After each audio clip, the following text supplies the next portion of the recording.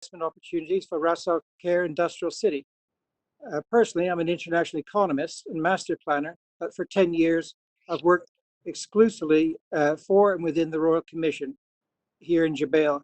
My family and I feel very much part Saudi, and the Royal Commission speakers you're about to have today are also friends as well as highly qualified colleagues. For those of you that are unfamiliar with Ras Al Khair Industrial City, and we call it RIC for short, it's a very fast-growing industrial minerals and marine hub in the northeast of Saudi Arabia. It's on the Arabian Gulf and about 80 kilometers north of Jubail. RIC is becoming the world's largest hub of co-located primary minerals industries, and it's also about to become one of the world's largest future hubs of marine manufacture. Many world records have already been broken in RIC. The 4 RC speakers we have for you today all work in the RC's investment development and are all technical specialists and all, incidentally, chemical engineers. They start shortly with engineer Abdullah Eid, who's our keynote speaker. And in the latter part of the webinar, you'll have engineer Khalid Kusan and engineer Abdullah Abdali, who will go over 20 specific opportunities for investment in RIC. And also engineer Faisal Hajri will go over the infrastructure and the services available to support your investment in RIC. Between them, they have over 50 years experience working within the RC to facilitate industrial investment. These are all highly technically qualified individuals. In addition, of course, we have our GM of investment development, Dr. Ahmed Hussein, who himself is an industrial and systems engineer, who will make some welcoming remarks on behalf of the whole of the RC. Also with us today are representatives from 4 government ministries and programs who are focused specifically on supporting your investment in Ras Al Khair. These are Anwar Al-Harris from the Ministry of Investment, Jamil Al-Ghamdi from the National Industrial Development and Logistics Program, which we call NIDLIP, Mahmoud Al-Samari from the Industrial Clusters Program, and Ahmed Al-Bakawi from the Saudi Industrial Development Fund, which we call SIDF, as well as Mohammed Al-Nuaim, also from the Saudi Industrial Development Fund, SIDF. These government representatives will go over their specific support for Ras Al Khair. Now, the administrator for participants has muted everybody, and that's just to keep up the sound quality. You'll find in your webinar link that allows you to submit a written question. The speakers and I will be able to see your typed question in real time. At the end of each presentation, I will encourage the panelists to take 1 or 2 questions immediately as they come up. I will also collate all the questions, and we will ask the panelists to stay online for the final 15 minutes, where we will field some more of your questions. And even if your question does not make it into the live webinar, we will collate written replies after the webinar ends, and these will be attached to the YouTube page of the full webinar when it's produced and posted in about 2 days' time. So we will certainly can guarantee that your question will get answered one way or the other. If you can attach your name and to which panelists you are directing the question, that would also help us. So we have 9 speakers. That means only 6 to 10 minutes each, with a couple of minutes for questions at the end. I may, as moderator, need to intervene in order to keep us on time. Come what may, we will finish exactly on time at 3 p.m. And because I know you have prayer and other commitments to go to. There will be a 3-minute introductory video of Ras Al Khair, very professional, towards the latter part of the webinar. And we'll also post this video for you to look at a second time. But without further ado, could Dr. Ahmed make a few opening remarks? Dr. Ahmed. Okay, thank you very much, Stephen. I think mentioning the time for each speaker, and I was actually squeezed in, so it looks like I have 6 seconds. Anyhow, I'd like to start by thanking all the audience, and hopefully I'd love to see them as potential investors coming in to explore more about the opportunities that would be presented in Ras Al Khair. As you all know, the Royal Commission of Jubail and Yanbu has a different attractive aspects in its cities. One of it is this world-class infrastructure, whether it's in Jubail, Yanbu', Jazan, or Ras Al Khair. And it's a very recent development that happened in Ras Al Khair compared to the other cities of the Royal Commission. Jazan is also a recent one. And there will be the presentation of these exciting and attractive opportunities that hopefully we will see more of investors stepping in, exploring and getting in at this time where things are getting more acceleration in terms of moving towards the recovery of the economical situation. I'd like to thank all the speakers from the different government organizations for their support. I'm quite sure they'll be answering very important questions about how each organization could support the investors that will be part of Ras Al Khair, inshallah.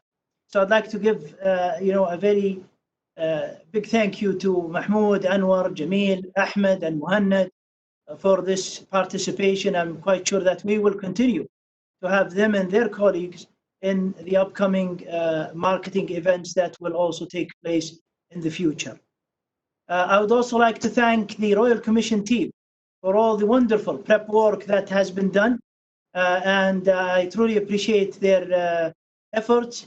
And I don't want to take more of the time. I'd like you guys to continue with the program.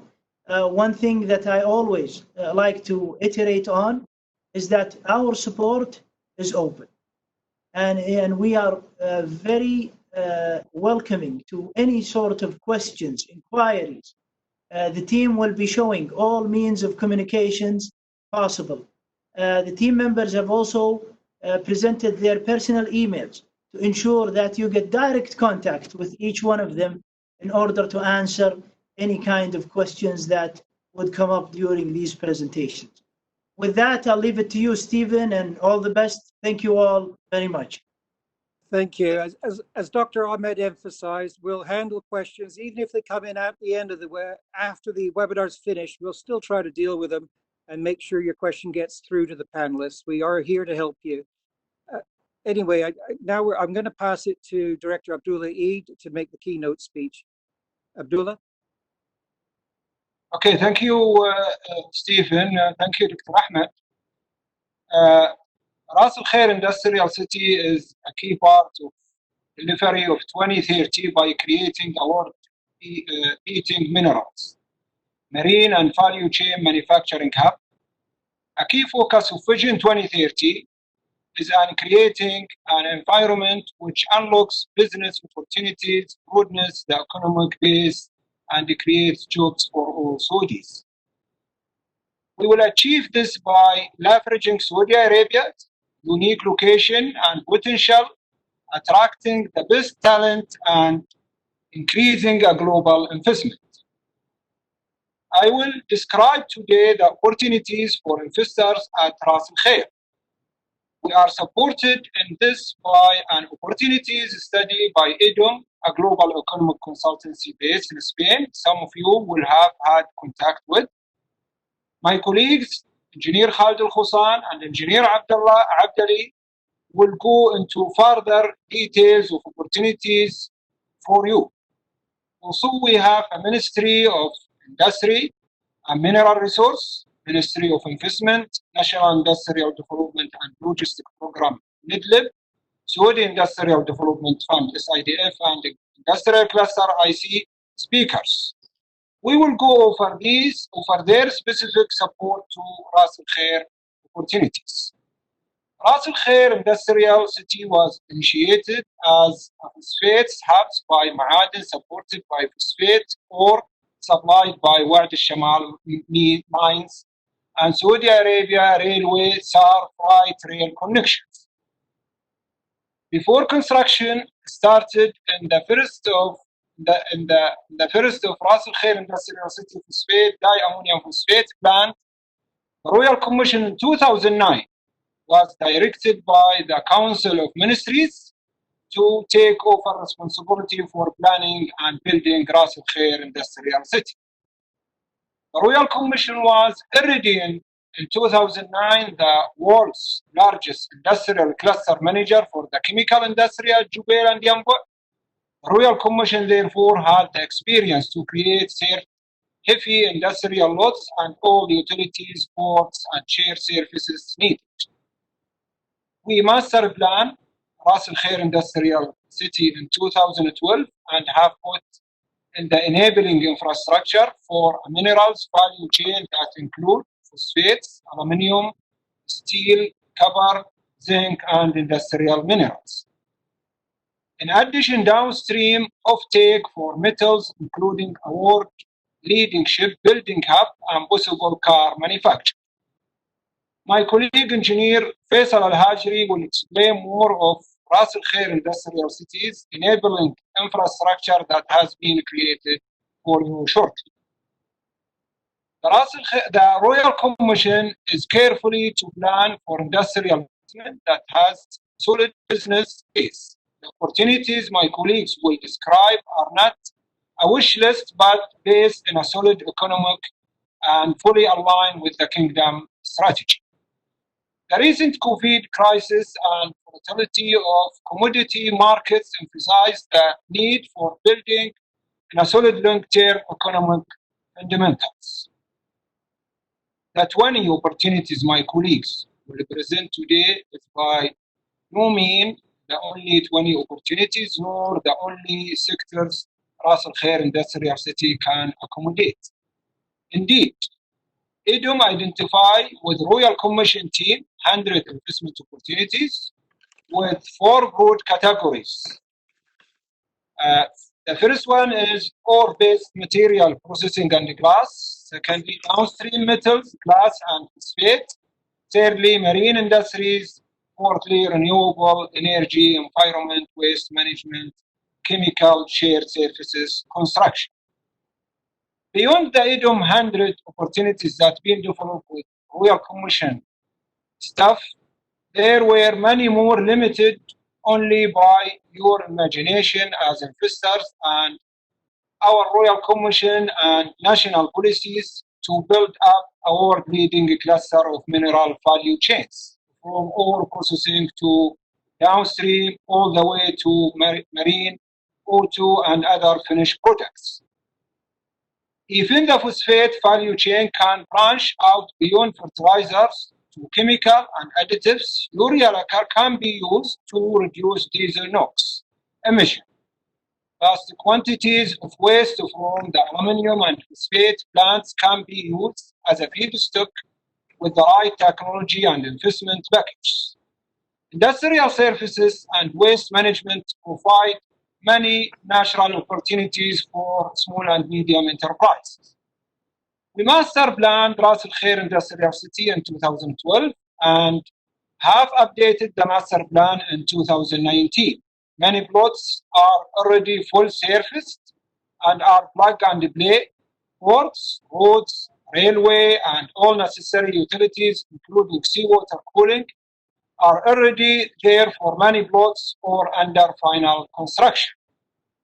The business cases for the 20 are divided up into concepts, product, market, size, technology, and production requirements such as raw material, land utilities, manpower, cost, structure, internal benchmark study, and financial analysis. This webinar is a part of the promotion phase where we met prospective investors, refine our investment package, and hopefully close some deal to invest. The 20 investment opportunities you will be presented with are from the following sector: aluminium, copper and zinc, energy, goods and services, alloys and silicon, marine, steel and raw material, support, fluorine compound.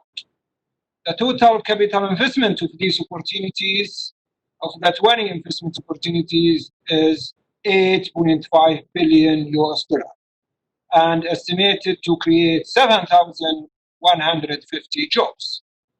I would just like to highlight some categories that are considered viable but not in the final 20 opportunities. These categories are fertilizers, technical ammonium nitrate, and urea lacquer for NOx reduction, flat glass processing, support construction and operations and maintenance. The limit is your imagination and business expertise.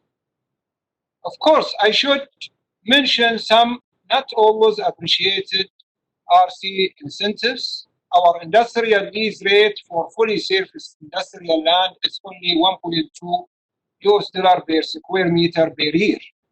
This is supported by 30 years lease agreements for the primary industries. We proactive master plan for your potential use so that by the time you break ground, the supporting infrastructure and utilities you will need are already in place. This reduces capex and uncertainty for you. We help with housing for your workers, either work camps in Ras Al Khair Industrial City or family accommodation in Jubail Industrial City. Jubail is a fast emerging as one of the primary places to live in Saudi Arabia with the most parks, beachfront, and accessible shops and services. Master planning has resulted in the world's largest city with no traffic congestion. Just about any point in the city is accessible within a 15 minutes drive at all times of the day. Join us with your investment and your workforce. Last but not least, let's help you make some very serious money by investing in Ras Al Khair. And thank you for being with us today. Thank you, Abdullah. I'm looking at the Q&A. We don't yet have a question in yet from the participants. So I'm going to ask Abdullah one question just to kick it off. And Abdullah, about industrial training, what support is there available for RIC investors for industrial training? Thank you, Stephen, for this question. As everybody knows that we have, as a Royal Commission, a complete system that give the investor the easy access to utilize all the resources within the Royal Commission by linking the investors or the industry's need of their employees' skill with our education program and our education sectors. We have Jubail Industrial College, we have Jubail University College, we have Jubail Technical Institute. All these educational organizations provide the need for the industry's manpower required to operate their plants. And we have a good experience and successful experience being considered in this regard with our partners in the industry, such as Ma'aden, Sabiq, and other industries. So we are already linked with the industries through our education program, and so we always develop courses or a curriculum that fit with the requirement of the industry, which allow their technician and employees, after they finish these courses or this educational period, being in the educational entities or university, to allow them to operate their production line immediately without any delay. Excellent. Thank you, Abdullah. Yes, I understand that Ras Al Khair and Jubail combined has the GCC's largest concentration of industrial skills already.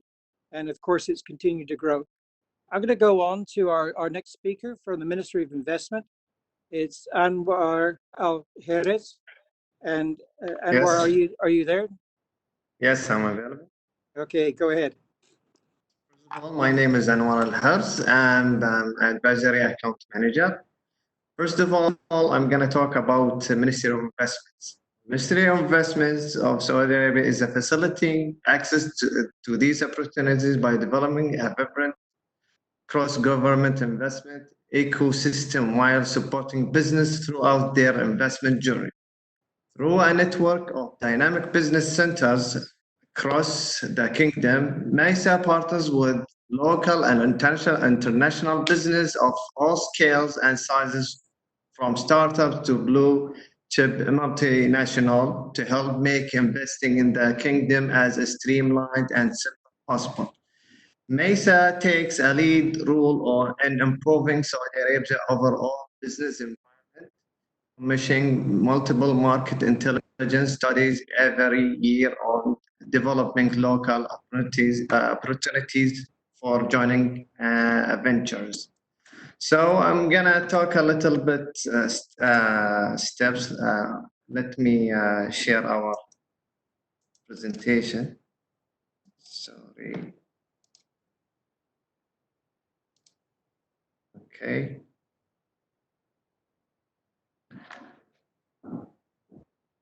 So first of all, we have developed an online portal called investsaudi.sa that give you the opportunity to check the investments and get tax figures and investor service and connect you with sector heads. And Invest Saudi was a global engaged platform, is a national platform designed to provide investors with all information they need to identify high potential opportunities in Saudi Arabia. Like information platform, one-on-one meeting, international conference, and license engagement. Okay. MESA is investing to make journey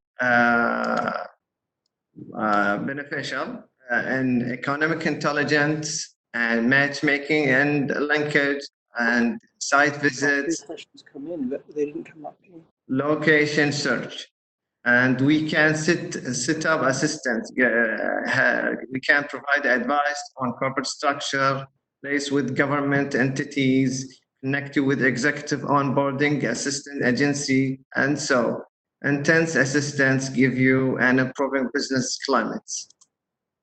Okay, what MESA can do, we're here to facilitate seamless investment in all areas of the Saudi economy. Whether you're seeking to expand, establish a multinational, or on the brink of launching brand new venture, we can help you. Our service include before setup, like tailoring market and economic, matchmaking, organizing sites, assisting, and providing tailored entity during setup, obtaining license or permits, introducing to finance institution, organizing publicity and launch events. After that, after setup, helping you overcome any obstacles. MESA is available in many countries like United States, France, United Kingdom, and other countries. We have an office located in each country.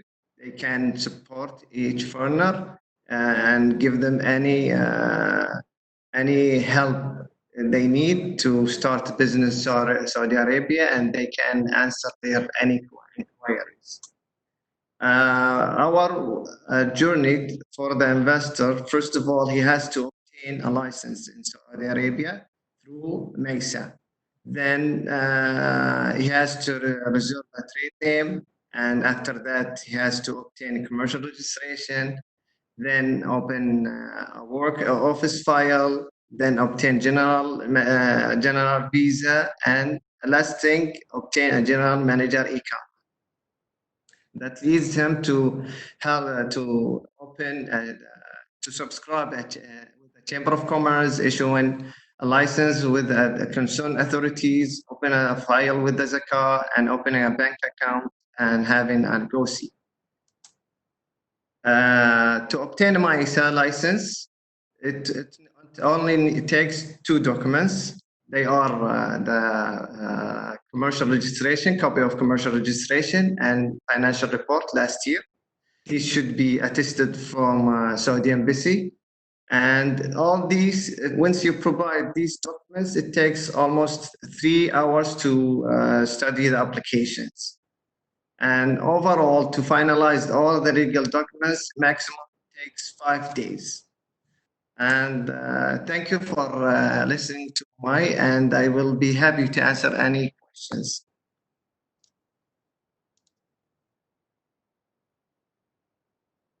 I'm taking your to your Steve.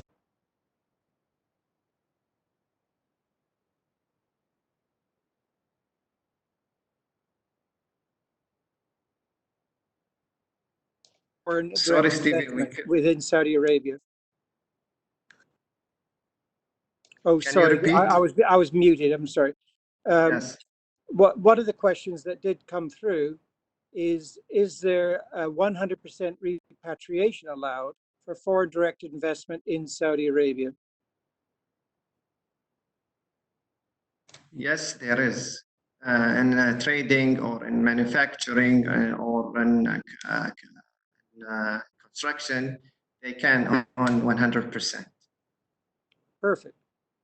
Now, also, they were asking what other incentives that might be specific to Ras Al Khair that you could mention. Actually, the incentives that we provide based on the Ras Al Khair, like Royal Commission, if they have any opportunities to share with us, and we can share it with the foreign investors.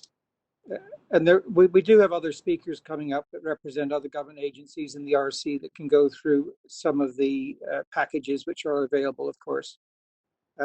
One thing that the RC speakers will do is go over 20 opportunities that have within them the various packages and incentives already embedded in those opportunities, and they will mention that. So we'll get to that a little bit later.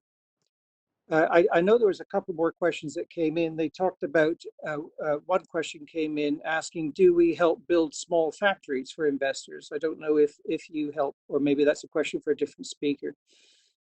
Actually, it takes this related to industries. It's Ministry for Industrial. They take over the opportunities or they support them.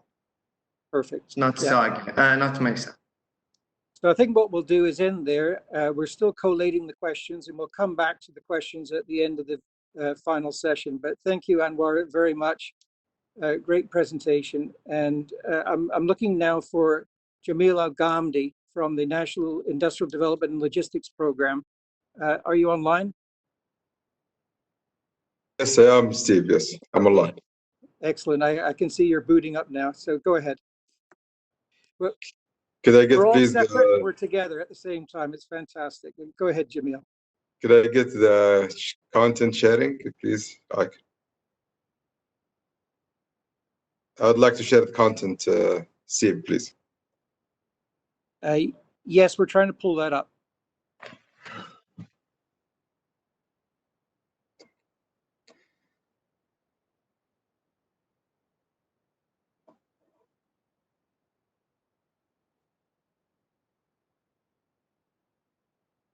So Abdullah, we're trying to do a content share with Jamil. You have to give him permission. Yes, I have already. Here it is. Here it is.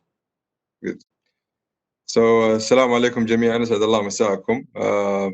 It's very honoring to be with you all today to give you a brief introduction on NIDLIP, the National Industrial Development and Logistics Program. I'll be more specific on topics that of interest to investors, as well as a list of enablement that we, with our partners and entities, deliver to the ecosystem. NIDLIP is one of many, almost 13 vision realization programs, one of the largest, if it's not the largest, to transform the kingdom into being a pioneering industrial powerhouse and a global logistic hubs. The program has more than 30 entities and oversees around 308 initiatives, all maximizing the integration between the entities, their strategies, delivery plans, working with them in maximizing the value of their inputs. The aspiration of the program, in addition to transforming it to being a pioneering industrial powerhouse and a global logistic hub, is creating major employment opportunities, improving the kingdom trade balance, maximizing the local content. The objective by 2030 is to enable an investment of private sector worth of more than 450 billion US dollar, and contributing to the GDP around 320 billion US dollar, creating new skilled jobs of around 1.6 million, and increasing export-re-export value.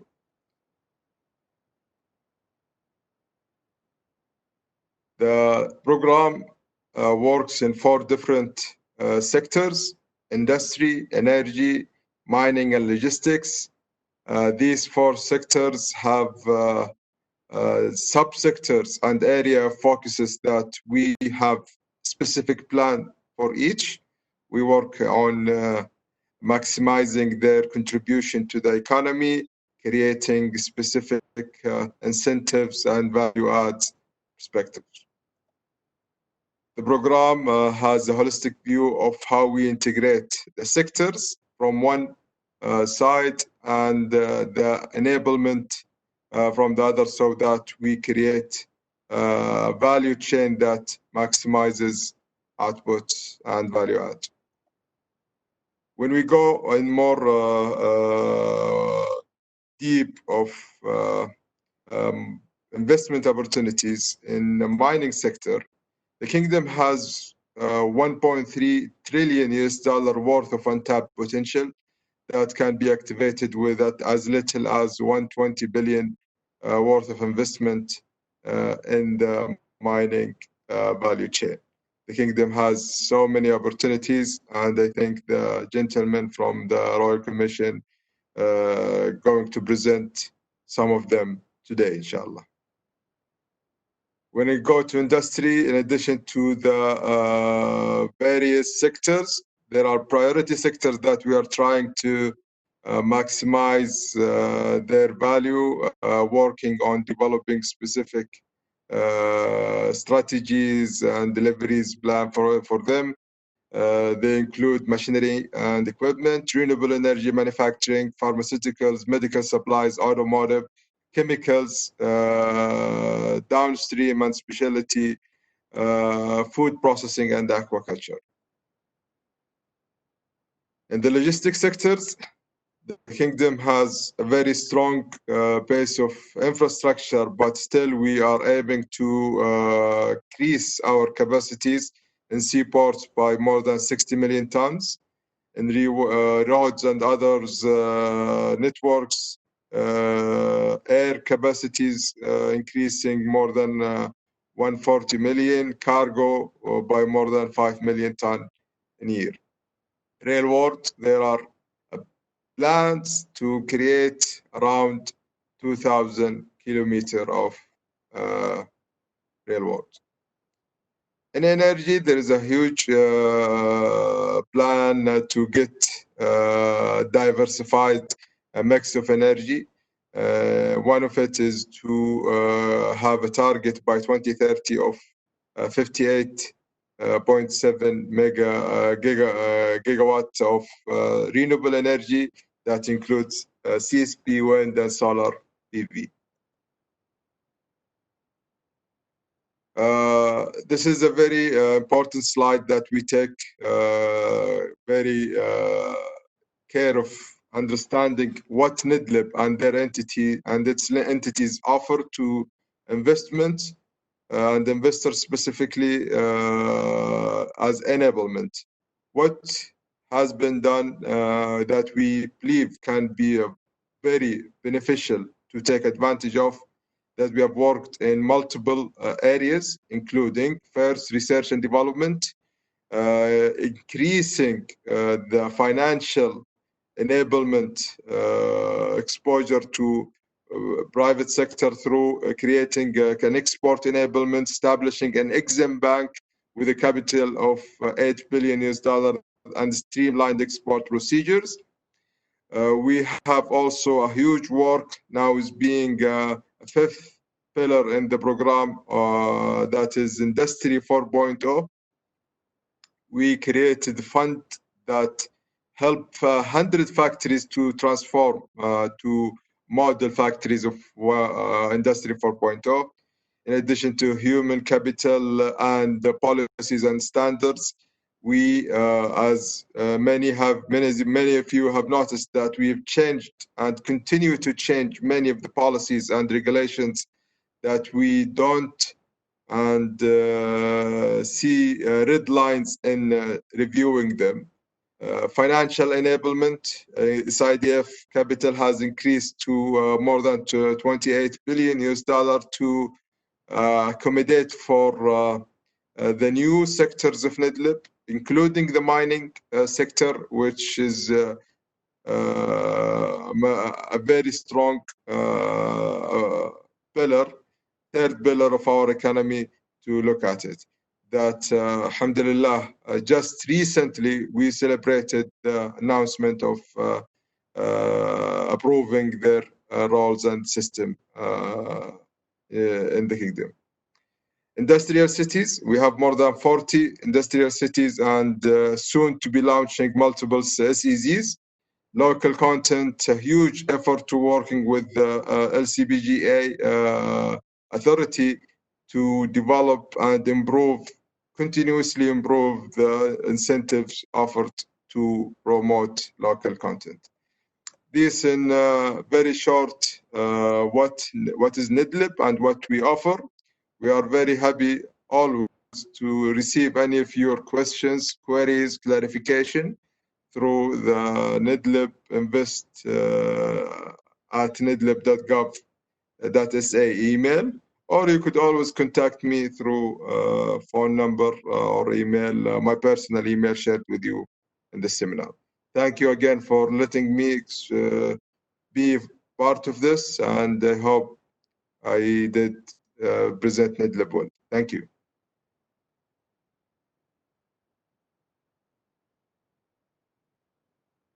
You're on mute, Steve. So I'm unmuting, sorry. And here we go. Okay, so there have been a bunch of questions that have come in. I'll take them in descending order. One of the participants has asked about plans for the automotive industry. Can you give an update on the current status? And if the intention is to fully produce an auto in Saudi Arabia, would we need the steel for the outer body? This is for me, Steve, right? Yes. Okay, so when it comes not only to the automotive strategy, but all of the 4 sectors of NIDLIP, we have been looking at areas of improvement. We have been mandated to improve our delivery plans, so that the past 4 months was a very rigorous work on reviewing them, specifically on automotive. Now we have a specific target to not only create one way of developing the sector through OEMs, but there is another way that we find it more useful is to go through parts manufacturing that create the very strong base of bringing and attracting OEMs. We have created and work on creating other committees, ministerials, private sector engaged committees to support the sector, to eliminate any obstacles and limitations. The automotive sector is one of the value creation, or if it's not the most value creator sectors. So we don't see it minor. We have a huge plan, inshallah, for it.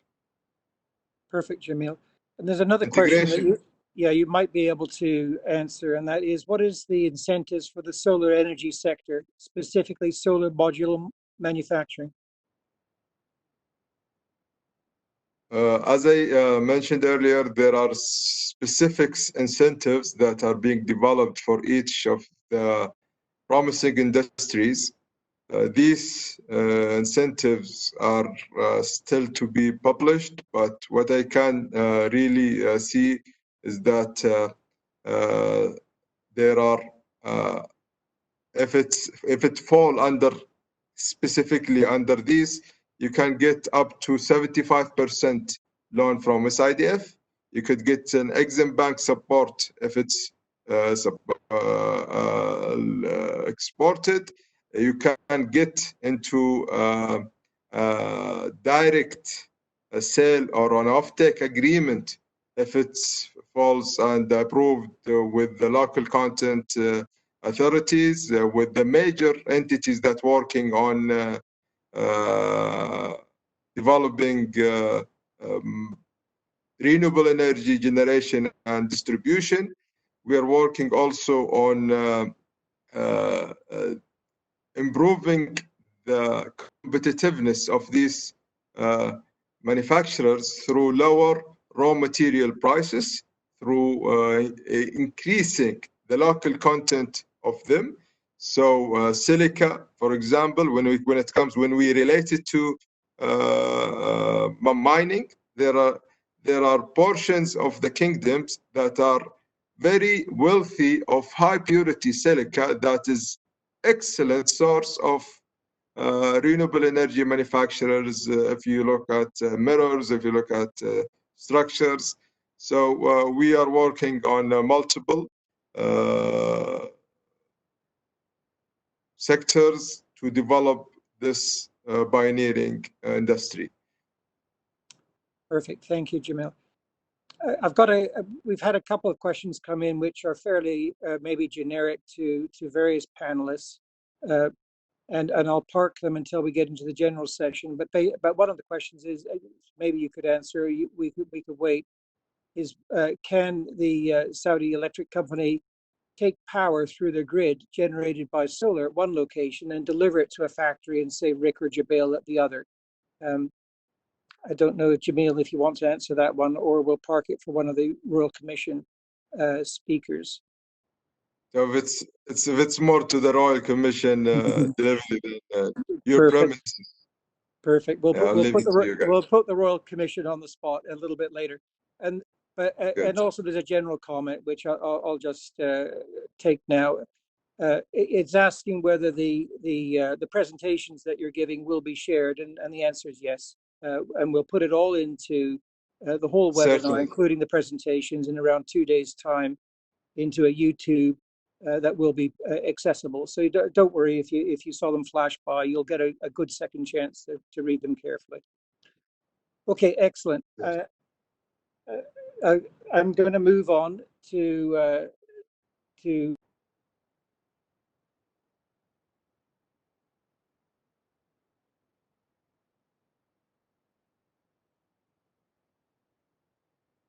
I need to just to share the screen also.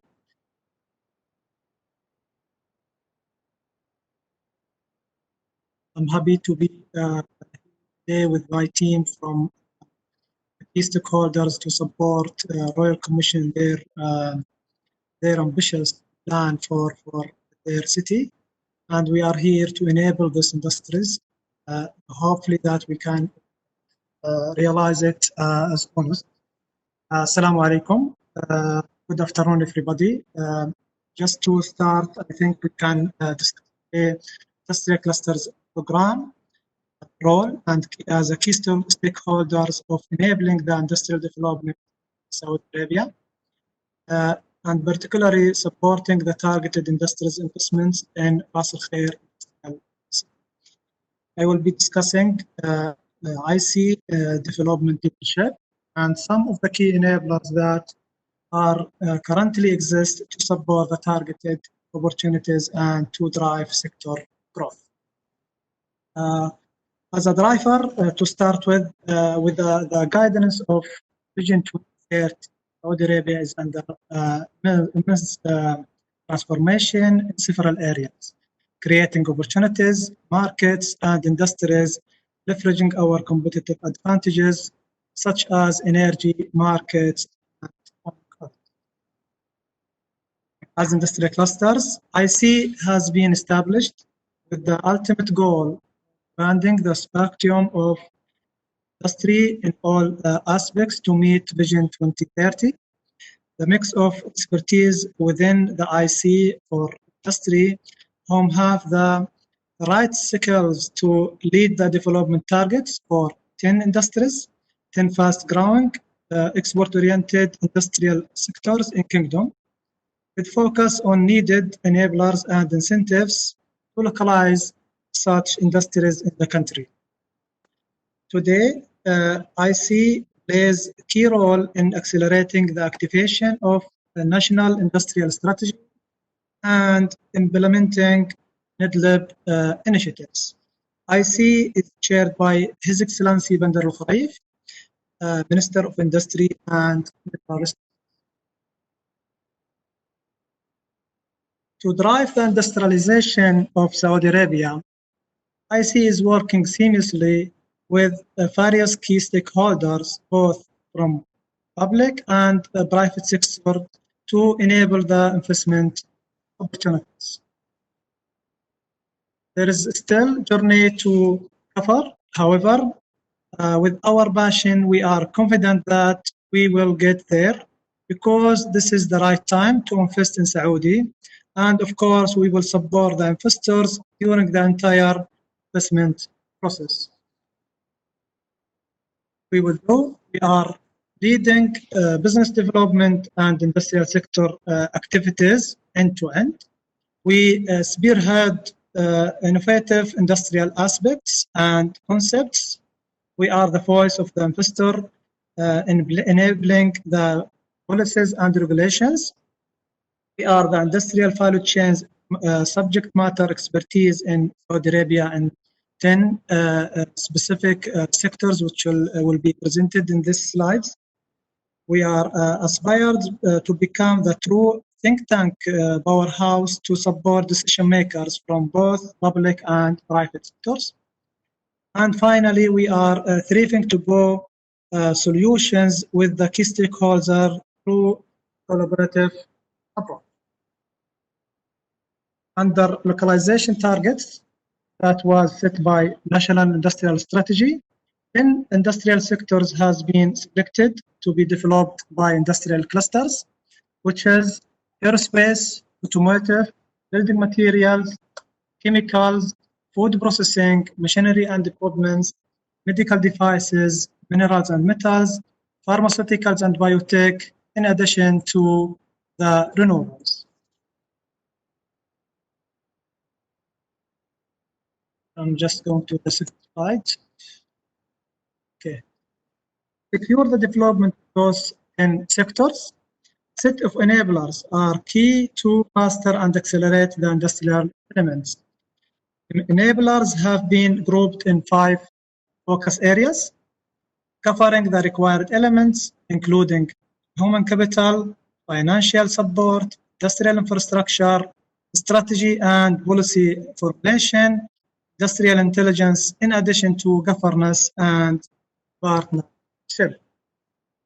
Saying that, we will be supporting your target to be implemented in Saudi Arabia, and we thank you for your attention, and also I will be happy to answer your inquiries, especially for industrial clusters and its role. Thank you.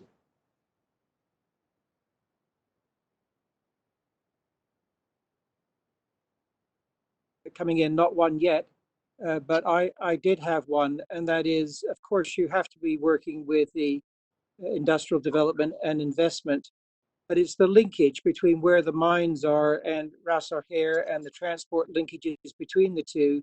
And of course, I know that you've been working on that. Can you talk a little bit about some of the logistics support for Ras Al Khair and making sure that where the minerals are in the nation, it's linked to production and processing at Ras Al Khair and the ports. Yeah, thank you, Stephen. I think this matter is especially for Ras Al Khair is important, because we can see some success stories that we have in Ras Al Khair, such as the phosphate linked with the mining, integrated with the mining. Also, we have the aluminium with the bauxite mining by railroad. So I think we are in a position to expand that ambitious plans for Ras Al Khair to have integration with the mining activities in the East Coast, in addition to the ones related to the other part of Saudi Arabia, which will be connected by ships. So I think we are in a good shape as linking the infrastructure such as rail and road and every, I think, items that related to mining. From mining's aspect, I think the mining code, which is just announced last week, I think we have some good news about that integration from mining to industry, I think, is realized. So there is enablement to have mining to link it to the industries in Saudi now. I think this was missed in the previous, but now I think we have the focus on linking and integrating mining with the right industries and value add ones in Ras Al Khair. Perfect, Mahmoud.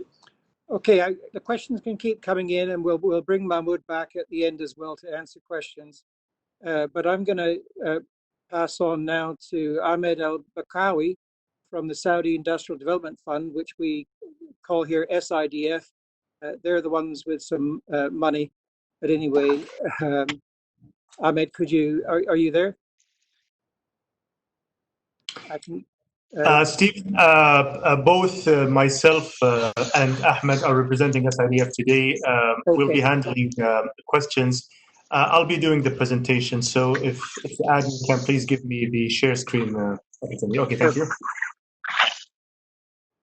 So we're going to have Mohammed Al-Nuam first, and of course his colleague will come in, I imagine. But Mohammed, go ahead. Okay. First of all, I'd like to thank the Royal Commission for giving SIDF the opportunity and the platform. I'd like to welcome the audience. I'd also like to welcome my fellow colleagues from the ecosystem. My name is Muhannad Al-Naim, and I am the Director of Credit Relationship Management. And along my side is my colleague Ahmed Al-Bakawi, the head of the Market Studies. I'll be giving you a brief presentation about SIDF and SIDF enablement, and both myself and my colleague Ahmed will be handling any questions that arises from our esteemed audience. In 2018, SIDF launched a massive transformation plan after being dubbed the financial enabler of NIDLB, as my colleague Jamil mentioned, probably the most ambitious and biggest program of the Vision 2030. What did that mean? Is becoming the enabler of the industrial evolution in Saudi Arabia, and to develop and diversify the Saudi economy by shaping the industrial landscape. The strategy was built on 4 pillars. Supporting the national development priorities by aligning our priorities with NIDLB agenda, developing help developing the industrial ecosystem by aligning with different government entities such as Mudun, the Royal Commission, Spark, industrial clusters, and others. Having a best-in-class value offering for customers through an array of products and services that our clients can benefit from, and building a strong organizational foundation to support that agenda that SIDF has carried following its transformation. So today, SIDF has a wide financial product offering. 2 years ago only, we only had the project finance product. Today, we offer what we call the multi-purpose loan, and that is a loan given on the balance sheet of the lenders that enhances the operation of a manufacturing facility, such as an ERP system, a logistic solution, etc. A popular product is the working capital product.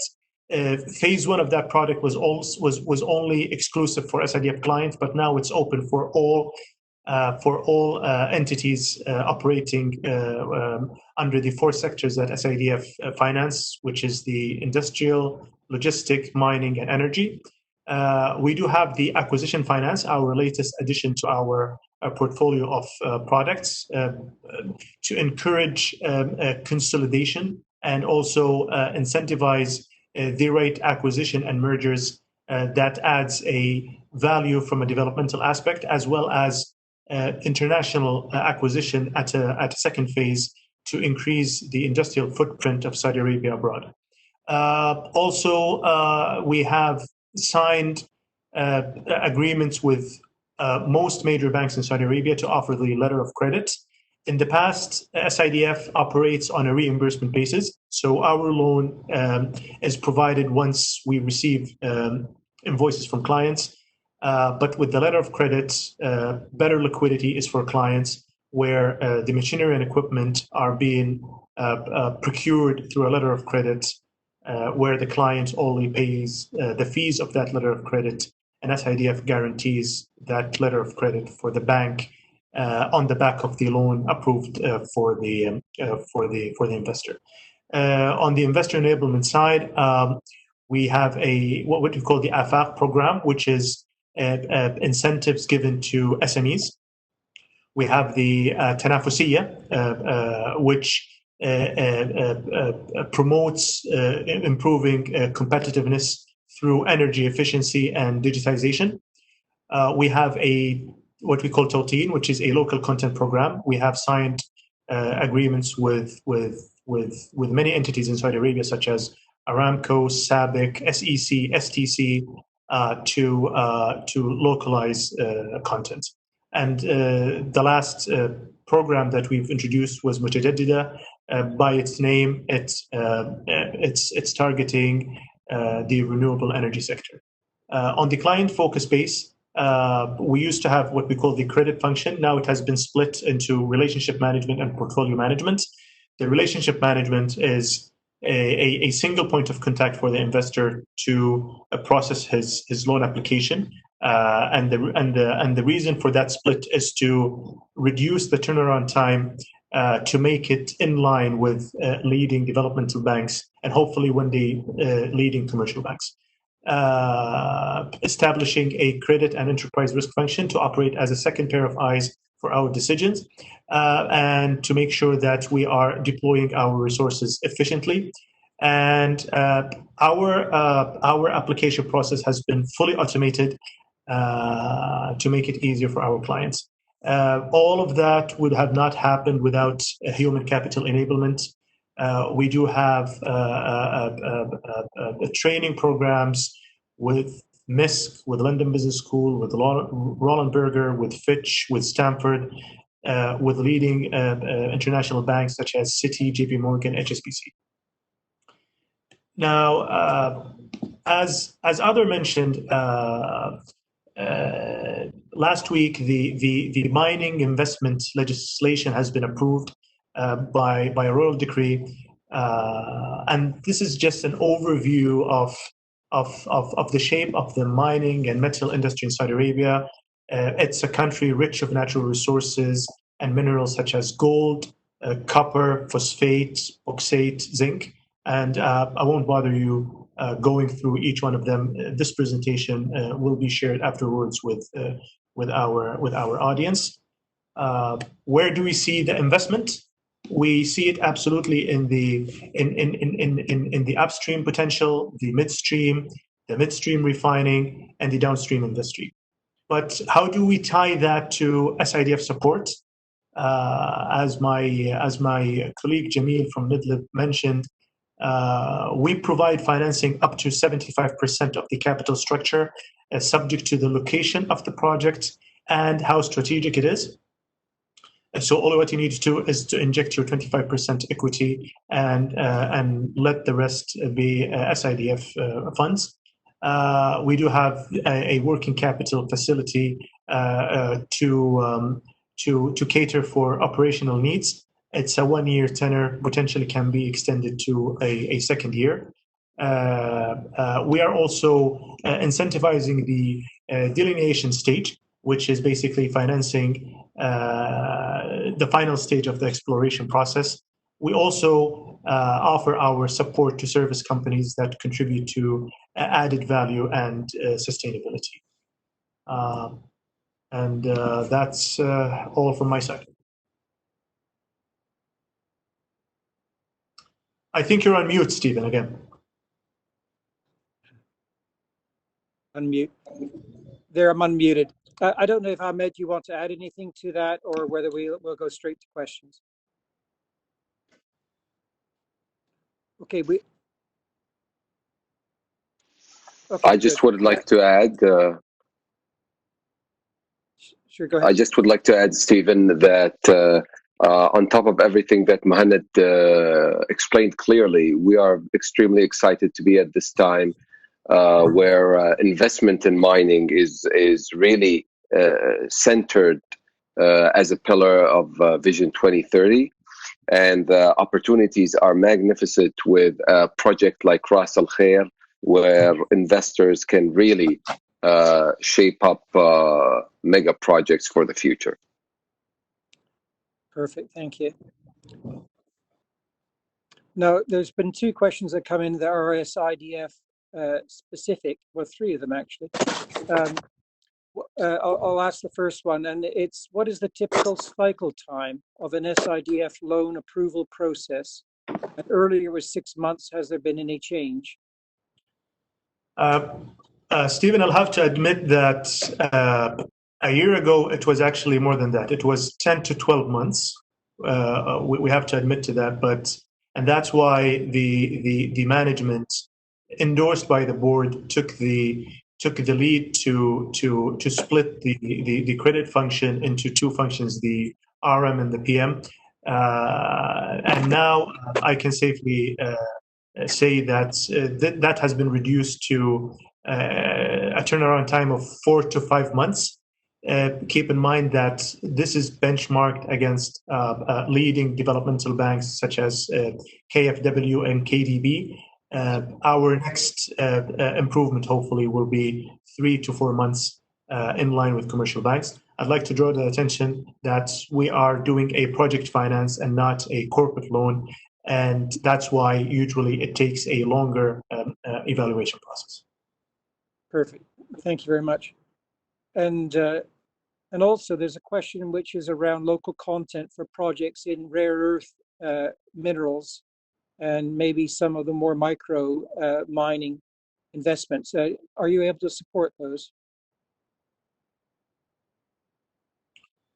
Ahmed, do you want to take that question? Yes, definitely.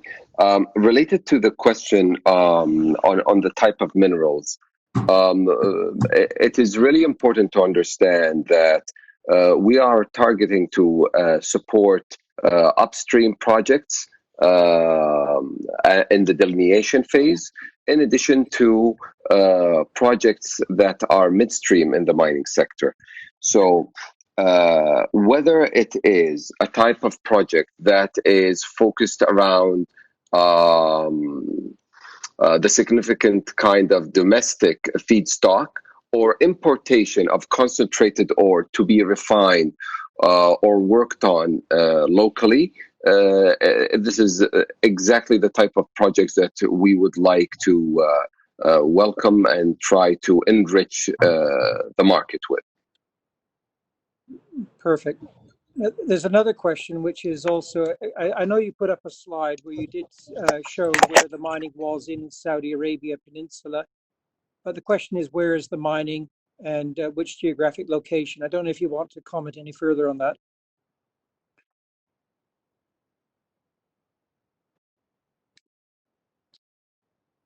Sorry. Yeah. So the question is just exactly where is within KSA the opportunities for mining? I know you put up a slide where some of the locations were there, but maybe you want to comment a little further. Absolutely. Well, the mining locations are scattered. Mostly they are scattered along the entire north, south section of Saudi Arabia on the western side. And they are rich with so many different kind of minerals: gold, copper, phosphate, zinc, some rare earth elements. Mainly the major player that was available in the area is Ma'aden. Now we are anticipating to have much more smaller players in the country with the new legislation to take advantage of all of these rich little fields or mid-sized fields to be able to extract these minerals. As in Vision 2030, for example, we are anticipating the production of 1 million tons per annum, for example, on gold. On copper, we are anticipating to increase the mining 10x from what it is right now and build a value chain also on the midstream level. There are a lot of opportunities, and they are scattered in so many locations in Saudi Arabia. Perfect. And one final question that's specific to SIDF, and the question's around, of course, you give some guarantees required by SIDF before obviously the investor is approved. Has there been any change in those guarantees that are asked for, any new flexibility or any assistance to the investor?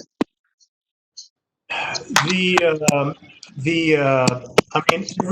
project is unique by itself when we structure it, and guarantees is part of that structuring. Our typical guarantees, I would say, is a mortgage over any fixed assets that SIDF is financing, and a personal or corporate guarantee that from the borrower, depending on the legal entity of the enterprise, whether it's a person or a company. That is the standard. In very rare occasion, we go for additional security. And if that happens, it is because that we do foresee a risk associated with that specific project. For example, the lack of experience for the investor, or maybe certain risks that we have quantified it and said that probably stipulating an additional security will be good for both. Why do I say both? Because at the end of the day, SIDF funds are government funds that has to be one way or another collected in order to reuse it to finance other projects, and therefore to assure the recovery of our funds. In rare occasions, we ask for additional security, but the minimum required guarantees and mortgage, which is something I think is very affordable. Perfect, Mohammed. There's another question that came in before we move on, and that is, how will SIDF provide letters of credit for the investors when they're ready? So the way it happens is upon a certain percentage of completion of the implementation of the project, and I mean by that the building, for example, the investor becomes eligible for a letter of credit that is endorsed by SIDF. So he will approach SIDF. He will tell us his or her preference for a specific local bank that maybe they're dealing with, like a major bank account for them. We will ask the bank to open a letter of credit on behalf of the client for the approved machinery and equipment to be imported by the bank, and the fees paid by the client, which are subsidized fees because SIDF has put all major banks into competition and therefore the fees were lower. And what's in it for the bank? It is guaranteed by the loan amount that has been approved by SID. Perfect, thank you. And if I could, I'm going to ask a question of my own, and that is, I know sometimes private banks take your due diligence as so thorough, they don't actually do any further due diligence. They will give some further private sector loans on the back of SIDF approval. I don't know if, could you comment on that? That is true. I mean, you have two dedicated functions in SIDF. One that is led by my colleague Ahmed, the market studies, and the other one is the technical studies. Before we do anything about the project and structuring the loan, they do their thorough assessment of the project from a technical standpoint, from a market study standpoint, the market size, the market demand, the market supply, the import, the export, you name it. And the technical do their due diligence in terms of the machinery required, the manufacturing process, the biggest players of the machinery equipment that can provide for this project. And we don't do anything before those two functions are comfortable with the project. They give us their opinion, and then we build our credit assessment around. We do take pride in that assessment. We know that banks follow our leads because this is Stephen an experience that has been accumulated over 45 years of doing the same thing for the industrial sector in Saudi Arabia since the mid-70s. And yeah, I mean, and that high standard is still there. And I don't know if Ahmed, you want to say something about that? Yeah, related to evaluating projects in the beginning, one of the most important things that investors really maybe they do not realize about the advantages of working with SIDF is to get a real validated, I would say, stage on the business feasibility study that you have. Now, for example, for the mining sector, we expanded our support to take on a feasibility study in the not when you have a bankable feasibility study, but even when you have a feasibility study in the early stages, the stages where you have a delineation, just an understanding of the field, how is it formed, or how much deposits that you have. And SIDF works with the investor in giving a complete assessment that ensures that the investor really understands the market, understands the viability, understands the challenges, because one of the things that we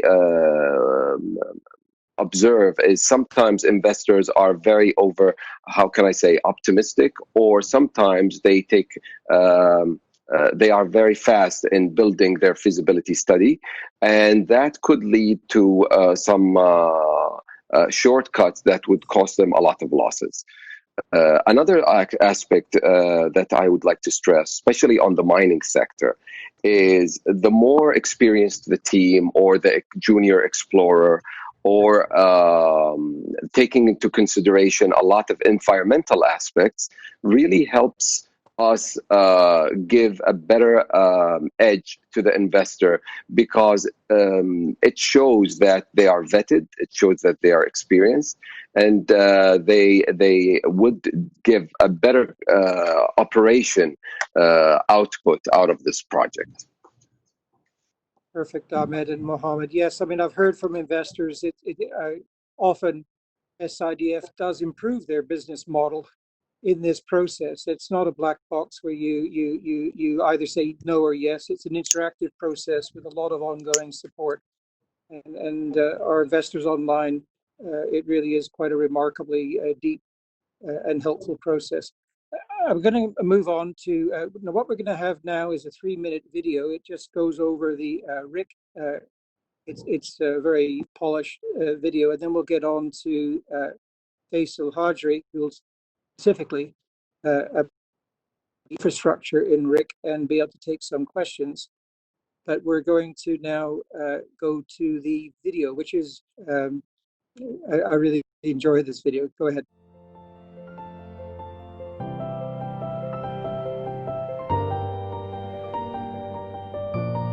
Welcome to Ras Al Khair Industrial City, a rising global hub of minerals and metal processing.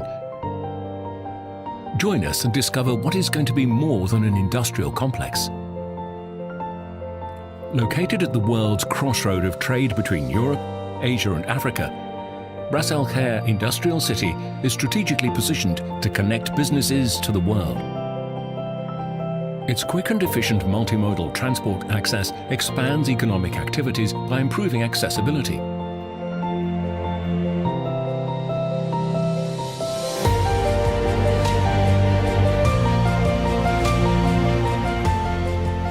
This referent industrial city is being carried out by Royal Commission, which mission is to plan, promote, develop and manage intensive industrial cities such as Jubail, one of the largest and competitive petrochemical cities in the world.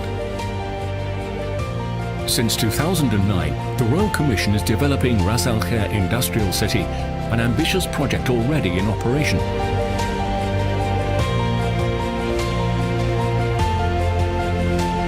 Ras Al Khair offers an area of 136 square kilometers for different kind of industries and service facilities, supported by high-quality infrastructure and utilities with the most modern technologies. Emphasis must be given on the seawater cooling system and the dual-function water desalination and power plant. Ras Al Khair benefits from an excellent logistical network, railways, highways, conveyors and port connected inside the city. This successful city provides full-serviced industrial land that is ready for lease in a flexible layout according to any preference needs. We are creating support systems to deliver the greatest efficiency, where companies from different sectors can implement their businesses and promote synergies, reducing costs and increasing their mutual success. Today, leading companies call Ras Al Khair home.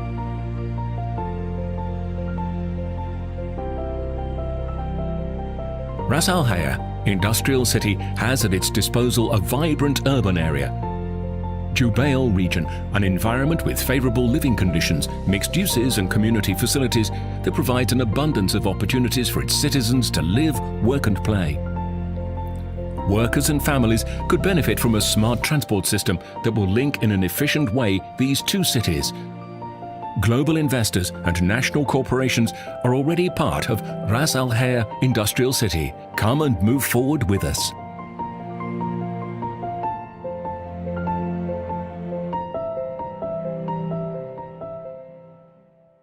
Thanks, Mohammed, for showing the video. I'm going to go straight on to Engineer Faisal Hajri. We'll now go into a bit of depth and talk about the infrastructure and services that we have in Ras Al Khair to support investors. Faisal, are you there? Yes, thank you, Stephen. My name is Faisal Hajri. I'm the manager of Industrial Cluster within Business Development Department of Royal Commission Jubail. First of all, actually, I would like to thank all of my colleagues and all government entity and Royal Commission for the cooperation and participation in this webinar. In fact, a huge effort being done behind this event, and I hope to see the success of this webinar reflecting to real investment in Ras Al Khair. The study of discovering the opportunities in Ras Al Khair been done with a very appreciated effort during the last year, and now we are on stage for investor actually to invest in Ras Al Khair with the real opportunities expected by around 31 billion Saudi riyals and to create more than 7,000 jobs. Let me share my screen.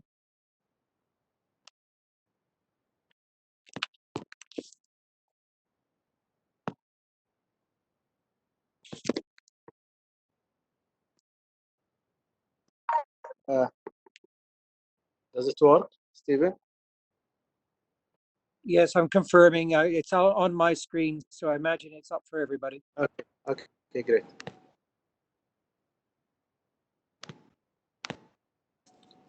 So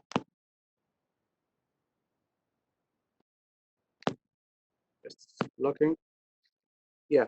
Let me give you a brief about Royal Commission and establishing. The Royal Commission for Jubail and Yamba was established in 1975 for developing the infrastructure facilities necessary to transform these two cities into a planned industrial complex and associated urban communication. The Royal Commission was allocated an independent budget and given independent corporate charter, thus becoming a unique government entity. Our vision in Royal Commission to be the best choice of investor in petrochemical energy incentives, industry, and leading a contributor to the kingdom growth. And our mission, plan, promote, develop, and manage petrochemicals and energy incentives industrial city through the successful customer focus communication and other stakeholders.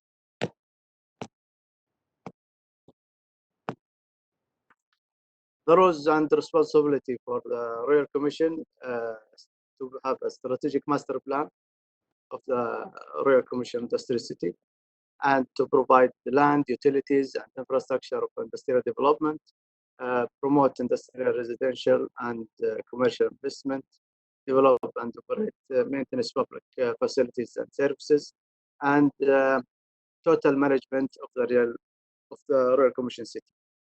And when we go to the total management, we are talking about safety, security, education, environmental control, protection, the social services, the health, infrastructure, maintenance, strategic planning, and one-stop shop. As a Royal Commission, we started with 1975, as I said, with Jubail and Yamba, and we have these two cities. And in 2009, the Royal Commission being assigned to by a real degree to have الخير, the Syrian city, for development, and as well for Jaza industrial city. So now we have 4 industrial cities along the kingdom, and we have our headquarters in Riyadh. Let me give you a brief about الخير industrial city, which we are focusing today about. In 2009, the Royal Degree assigned to الخير under the umbrella of Royal Commission, and it's allocated about approximately 80,000 northwest of Jubail. We do have industrial program for الخير actually for our primary industries and downstream industries. The primary industries include the phosphate, aluminum, copper and zinc, industrial minerals, and steel plant. And we have the downstream, and we call it also secondary industries for the aluminum downstream and phosphate, copper and zinc, and offshore cluster and cluster support and metal fabrication and energy goods and services. Here is the location of الخير, which is in the middle of the Arabian Gulf, and the position given a benefit of attractor of foreign investment and population. Actually, currently now, الخير industrial city and Jubail industrial city generate an industrial hub, and it's provide opportunity to enter into the world market. And we here the numbers. The area is around 178 square kilometers, and currently we do have workers around 7,000 people there, and the inhabitants around 6,200. And we do have now currently the investment around 101 billion Saudi riyal. And we can compare this to also Jubail, which is around the area is 1,016 square kilometers, and we do have currently 93,000 workers there, and the inhabitants are 282,000, and the total investment that we have in Jubail currently around 591 Saudi billion riyal. And here we can see the transport between Jubail and Ras Al Khair. There is a quick multimodal transport access, and there is a port in Ras Al Khair as well as Jubail. We do have two ports, King Fahd Industrial Port and Jubail Commercial Port. And we can see the distance from Dammam around 90 kilos, and to Riyadh around 560 kilo, and to Jeddah around 1,500 kilo. The unique competitive advantage of Ras Al Khair, let's go through it, and the benefit of the excellent logistic network. We do have the railway and highway conveyors, both connected inside the city. Regarding to the highways and road, we have 5 checkpoints, and the network capability of the handling up to 4,000 vehicles per hour and 5 million annual truck movement. The port there is considered as the most modern industrial port, and it's already in operation, and it has available berth, and there is a future expansion that we will talk later on about. Regarding to the conveyor, we have the corridor that reserved for the conveyor, and product pipe connected between industries and port. And when we go to the railway, we have the North-South Railway, which is transferring the bauxite and the phosphate from the north to Ras Al Khair industrial city, and we are planning to have a link between Ras Al Khair and Jubail and to Dammam as well. And we have the proposed speed railway that has been objective to establish a link between Ras Al Khair and Jubail for the passenger traffic. We can see here the multimodal transport for the cars and worker bus.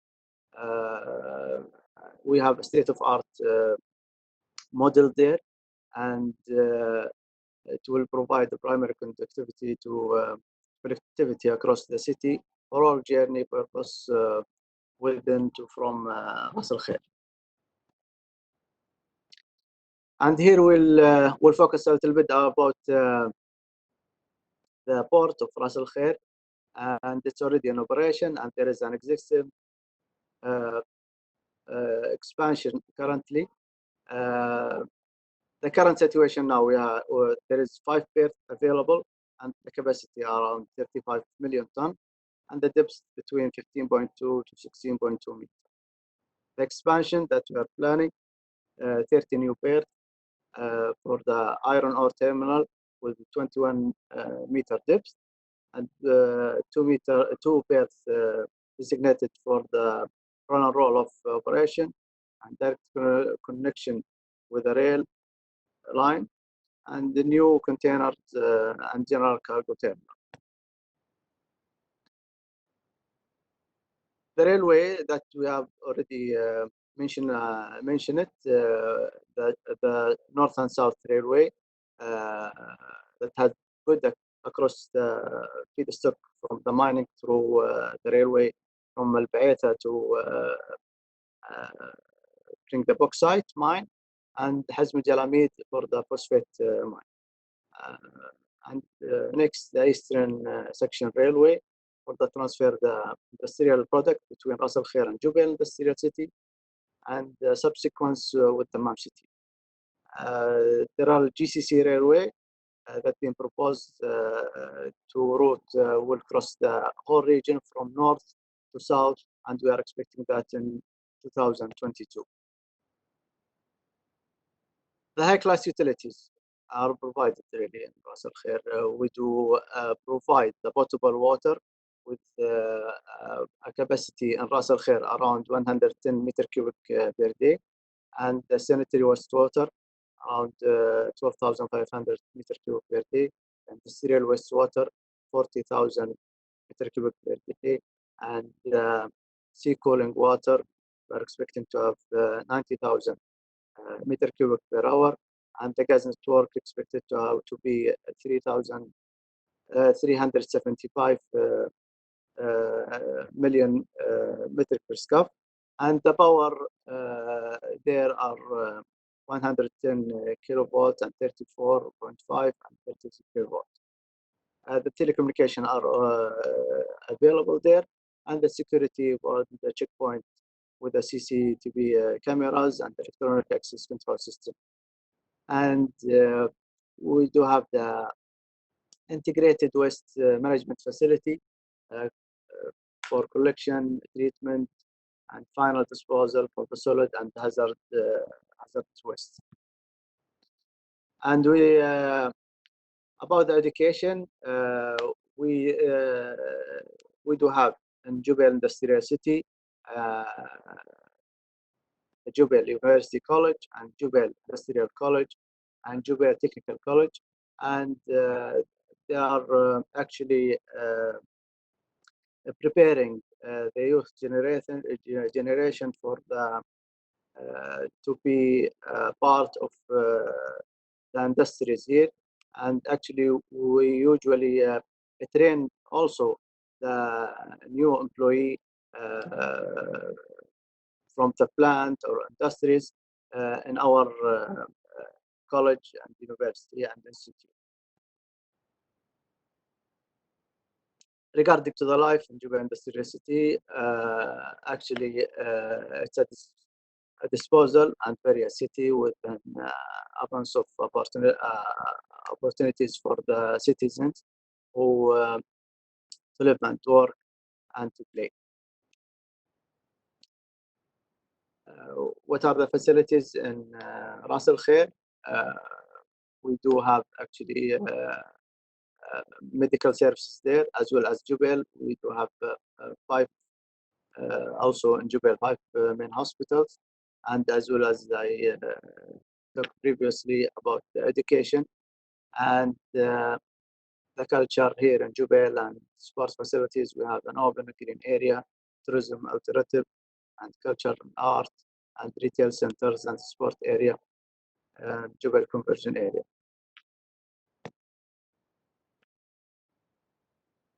Who are the companies and other entities are exist right now in Ras Al Khair? We do have Ma'aden Aluminium with a partnership with Alqua, and they are fully integrated complex for refinery, smelters, and roll mill.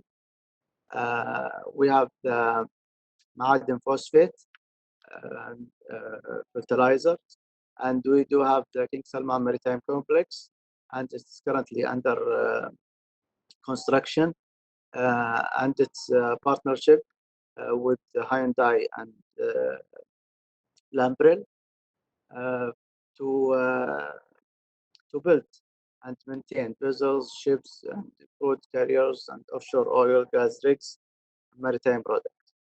And also we do have Mawani, the port, are exist there, and we do have the seawater desalination SWIC, which is a dual function for power and water desalination plant. That's all for me, and thank you for all of you guys. And this is our contact. In case just you need more information, we are more than happy to answer. Perfect. Thank you, Faisal. I do have one specific question, which is for you. So stay, and here it is. I mean, what lots are ready in RIC for investors immediately, and of those that are not ready, how long will it take, roughly? Well, we do have actually our investment sector in Jubail. We are receiving the investment request, and we revise it with our master plan and industrial program, and this would not take a long time to study it and to reply to the investor. Within 2 weeks, the investor will have his reply through our gate process, and from that we can go with the journey with the investor until he gets the land finally and starts construct his plan. Perfect. Now, also, is the infrastructure ready for some lots? And can you just describe what areas of RIC are ready for the investors? Well, as a Royal Commission, we are working in the infrastructure. Part of it is already for investor to go ahead and plug and play, and some of the utilities. Maybe we can offer it through our schedule within technical affair to go ahead with our plan to infrastructure. But whenever we receive the investor, we can start with him to study his project and go ahead with his journey for allocating his request plan. Perfect. Thank you, Faisal.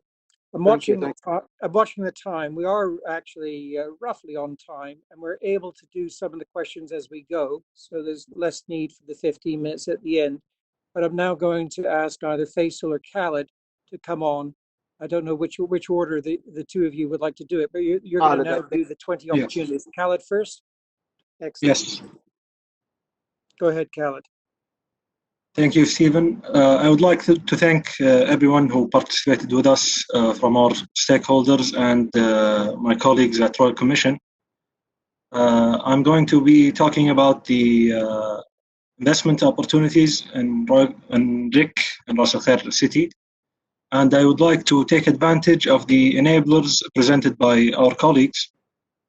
Right now, we have discovered that we have 8 sectors which opportunities have been discovered in with the help of EDOM with the push and pull methodology. The push was talking about feedstock requirements, and the other one, the pull, is about the consumption-driven opportunities. First of all, we have the aluminum sector. As you know, there is a Ma'aden Aluminum Company, which is a partnership between Alcoa and Ma'aden. They produce mainly upstream products, and in KSA we have a huge need for downstream products, and we are hoping to have a fully integrated value chain to deliver products to the end user. Our first opportunity in this sector is the aluminum foil. The aluminum foil, as you know, is an end user product which can be used for households, for food and beverage, for industrial construction, and pharma and cosmetics. The market space for this opportunity is 70,000 tons per year for KSA, and 40,000 tons for the GCC. The proposed plant capacity is 35,000 tons in the first stage. Of course, it can have expansions. It's up to the investor in the end. And the required investment is $160 million. The second opportunity in the aluminum sector is the aluminum scrap recycling plant. This opportunity takes advantage of the scrap we have inside Saudi Arabia, and it will produce upstream products for further downstream development. The market space is an international aluminum commodity market. The proposed plant capacity is 120,000 tons per year, and the required investment is $70 million. Next, we have the maritime sector. As my colleague Faisal has mentioned, we have a global maritime yard, and it's under construction right now. It will start operating in late 2021, and will be one of the largest and most advanced shipyards in the country, or in the world, sorry. The most important opportunities in this sector are the ship models fabrication, the capital goods equipment, and the electric generators and motors. First, we have the electric generators and motors. which is to produce multiple sources of mechanical energy, either steam, gas, water, internal combustion engines, and wind turbines. The market space for this opportunity for KSA is 1.5 billion US dollars, and for GCC is 1.6 billion US dollars, and it's expected to grow in 2035 for KSA to be 2 billion and for GCC to be 2.3 billion. The proposed plant capacity is to produce generators and motors with the capacity of producing 50,000 kilowatt per year, and the required investment for this opportunity is 40 million US dollars. The ship models fabrication workshop. Currently, we have no local market for this opportunity, but the demand will start when the maritime yard starts producing offshore rigs or ships and vessels. The expected demand is 182 million US dollars by the maritime complex in 2035, and the growth rate is 8.5%.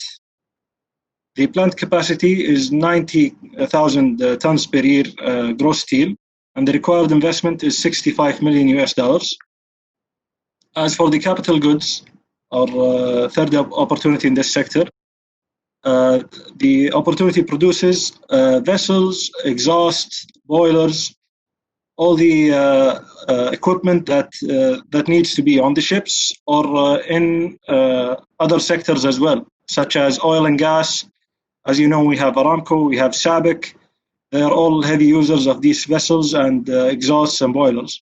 The market space currently is 1 billion US dollars for KSA and almost 3 billion in the GCC. It's expected to be 1.6 billion US dollars in 2035 for KSA and 4.6 billion US dollars for GCC, with a 3% growth rate for both markets. The plant capacity is 35,000 tons per year in the first stage, up for expansion, and the required investment is 160 million US dollars. Our third sector is the steel and ferroalloys. There's a strong case for expanding the steel capacity in Saudi Arabia, as we need in the whole country high quality steel products as a complex in Ras Al Khair. And the main opportunities are an integrated upstream unit for producing liquid steel, the hot rolled coil, the template and seamless pipes, high size pipes, and heavy profiles and marine profiles and rails. Our biggest opportunity is the steelmaking plant. This steelmaking plant will enable us to go deep into the downstream as it produces liquid steel, and it can provide liquid steel for further development in the downstream. The market space, the current market space for this opportunity is 9 million tons per year, and it's expected to grow in 2035 to be 40 million tons per year. The plant capacity is flexible up to 10 million tons per year of liquid steel, and the required investment is 4 billion US dollars. Next, we have the template opportunity. Of course, the template is a product that is used as corrosion-resistant surfaces to produce either food cans, beverage cans, oil cans, and screw caps, among others. The market space for this opportunity currently is 400,000 tons for KSA and 430,000 tons in GCC. The plant capacity is 400,000 tons to produce template, and the required investment is 400 million US dollars. Next, we have the stainless steel seamless pipes from 1 to 8 inches.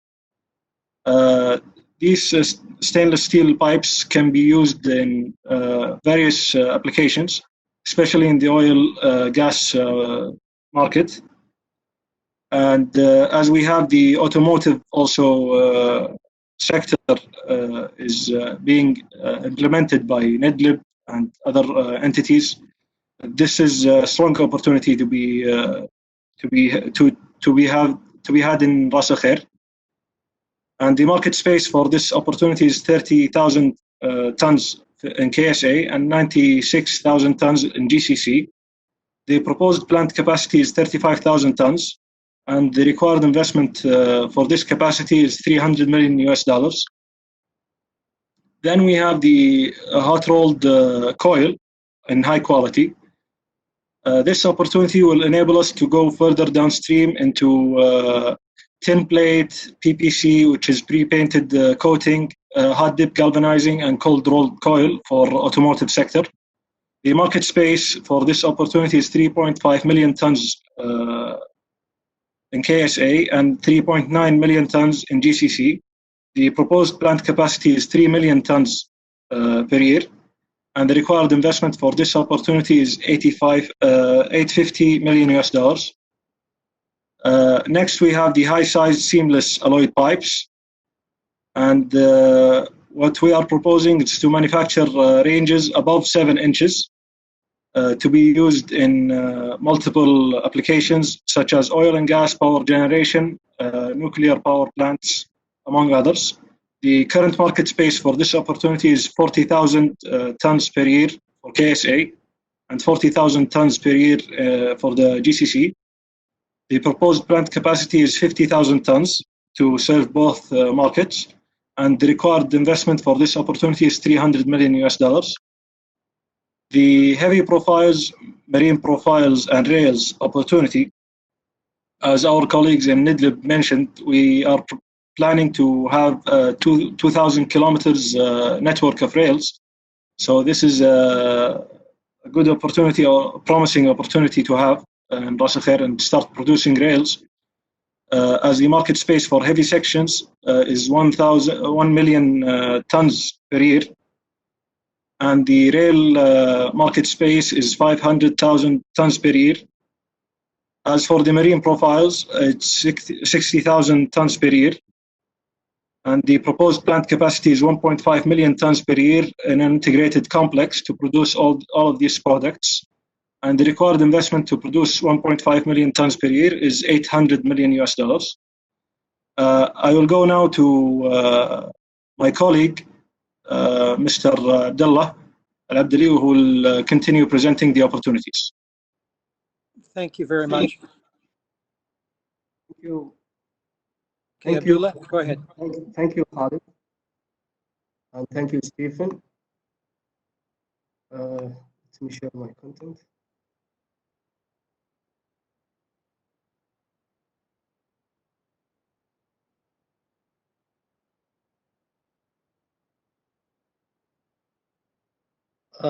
My name is Abdullah Al-Abdali from Industrial Investment Department, Royal Commission in Jubail. And I would like to thank my colleagues to give me this opportunity to explore more Ras Al Khair opportunities.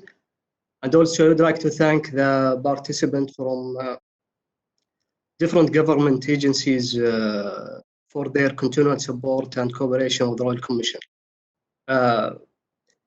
We have been working since last year to develop opportunities through different sectors, following Ras Al Khair master program, and we have been using the 3 main criteria, which is the attractiveness and easy of implementation and fitting with Kingdom and Ras Al Khair strategy. And as well as we went through several meetings with the current sectorial player in Kingdom and our stakeholders.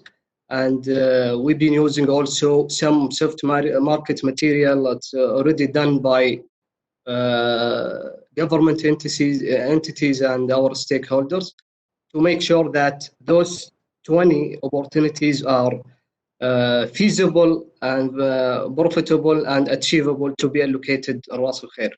Since my colleague Khalid already gave you heads up about the opportunities with aluminium and maritime and steel ferroalloy sector, I'm going to give you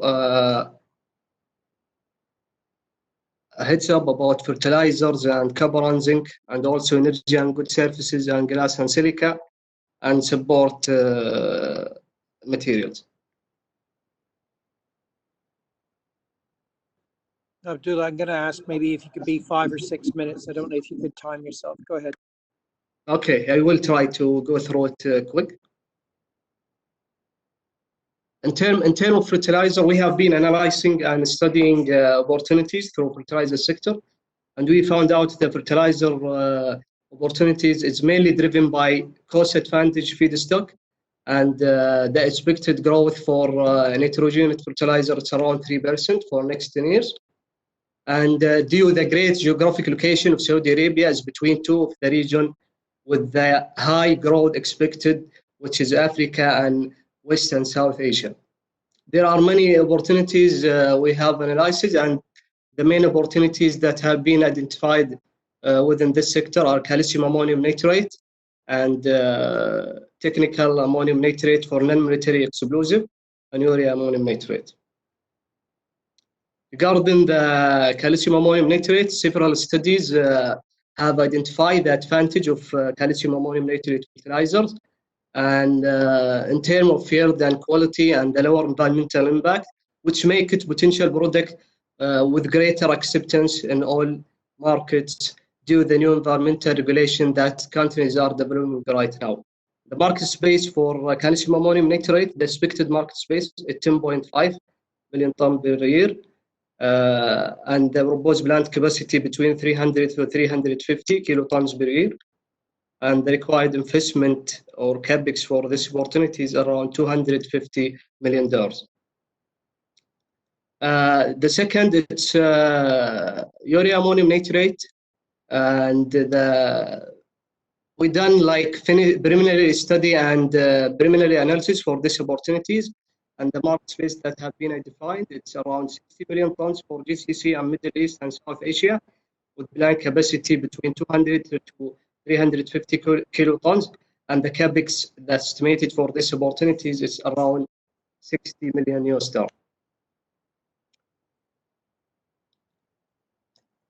Rick has, I will go through copper and zinc, and Rick has potential in host an integrated copper zinc smelter fitting with Ras Al Khair program, and those the opportunities that have been identified, it's continuous cast wire rod and copper strips, bars and tubes.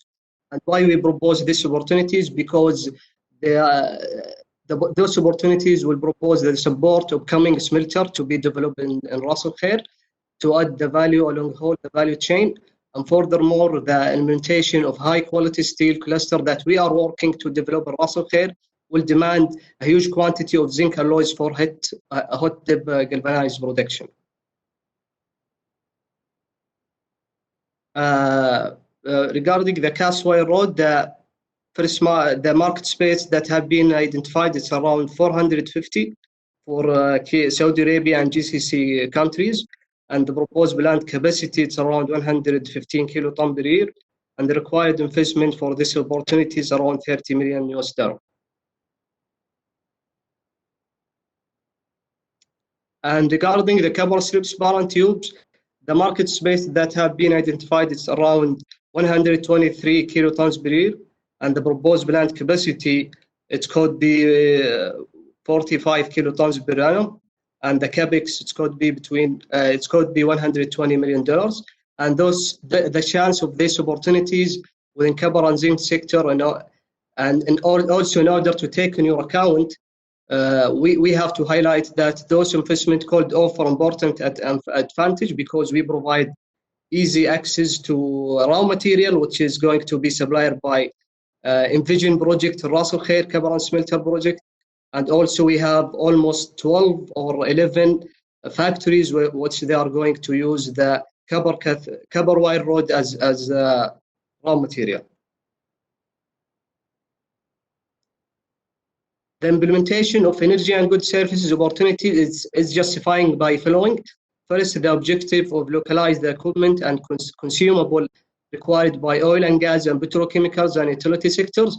The demand, the current demand, and also the future demand, which is led by anchor stakeholders project, which is Aramco and SABIC And IMI Marine Shipyard and other customers may include such as, but not limited, Saudi Electrical Company and SWCC in Ras Al Khair and Marafiq also in Jubail Ras Al Khair.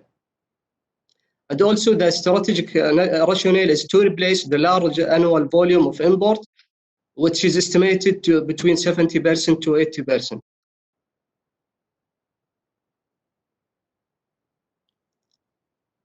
Regarding the valve, the identified market space is 23 kilotons for KSA, and the plant capacity would be 8 kilotons per year, and the capex estimated is $25 million. And we are, I need to highlight the type of valve that we are targeting. We are targeting the gate and ball and butterfly and check and globe valves.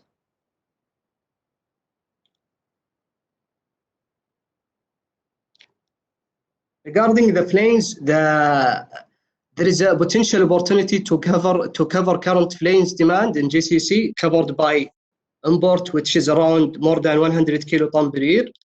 The proposed plant capacity is around 15 kilotons per year, and the capex estimated for these opportunities it's around $40 million. And we are targeting here the flanges with diameter more than 10 inches. And the range of the pressure between 300 to 600 lb. Okay, Abdullah, one more opportunity. Okay. And the sail pumps, the market space is 86 kilotons for KSA and plant capacity 20 kilotons per year, and required it's 25. This is silica, glass and silica. We have been identified the metallurgical grade silicon smelter with the cap market space to reach to 250 kilotons in 2035, driving by aluminium and chemicals and steel industries. The proposed plant capacity 45, and the required investment is $140 million. Perfect. I'm just going to emphasize, we're going to circulate all the slides, including the remaining slides, out with the package. And these deep dive business cases are for yourselves. We did get a question, and this is really for Khalid and Abdullah to answer. Even though there's a lot of detail in these slides, and investors will get them right away, is there any other detail from these deep dive studies that we can circulate on request?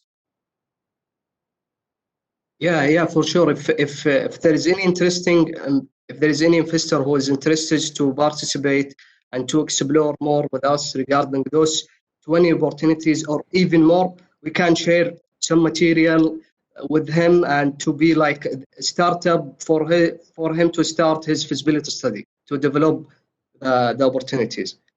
We have solid material. We have feedback from current players in Saudi Arabia. We have feedback from our stakeholders from SABIC and Saudi Aramco and the ICTIFA program and Sanad, and we can help them to build a base for his opportunity to go forward to develop the detailed design.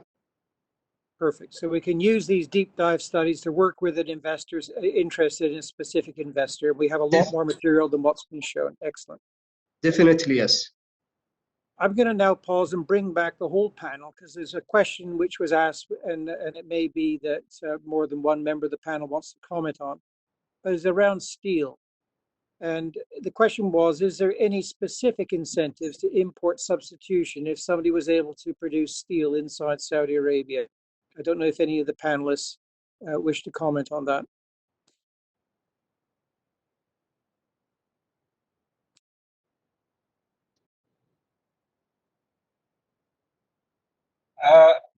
Let me just highlight, as per my information and coordination with MISA.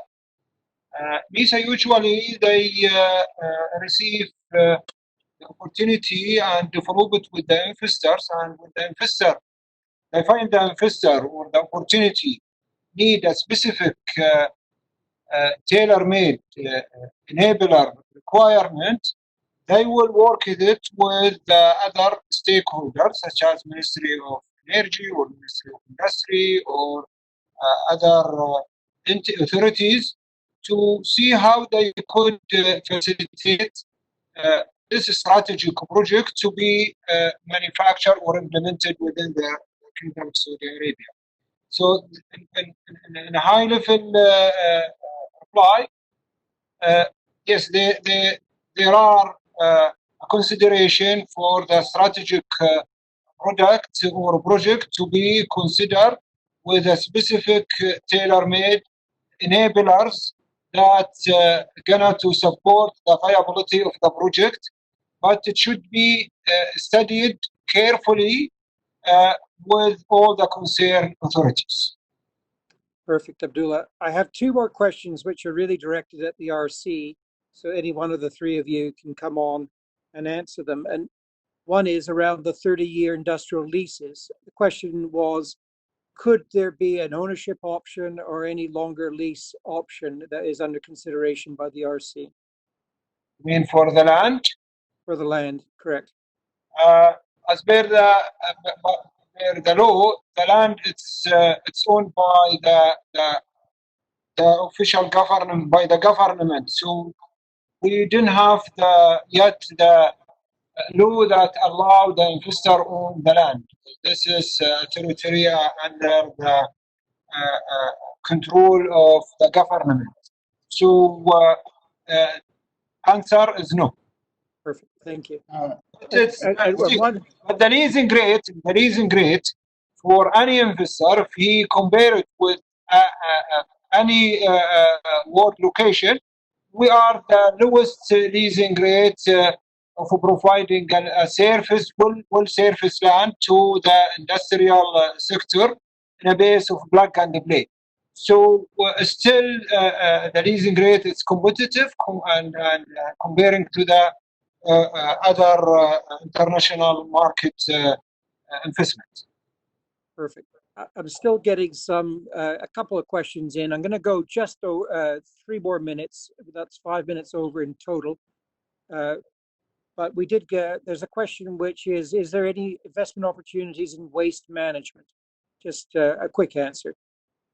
Yes, actually, one of the opportunity being presented from my colleagues Khalid and Husana and Engineer Abdullah Al-Abdali is utilizing the scrap aluminium to be processed for refined aluminium to be used for further downstream industries. This is one issue, and we are encouraging and inviting investors to utilize the waste.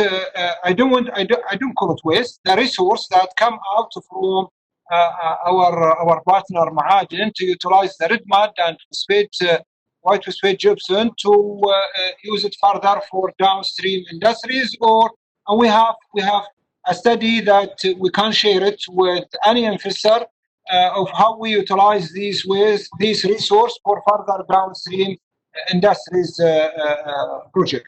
Additional to that, investors should dive deeply with our partners, especially with the operational plant Ma'adin Aluminium Phosphate, to utilize the bioproduct or resource come out as a waste for as a chemical product such as salicylic acid.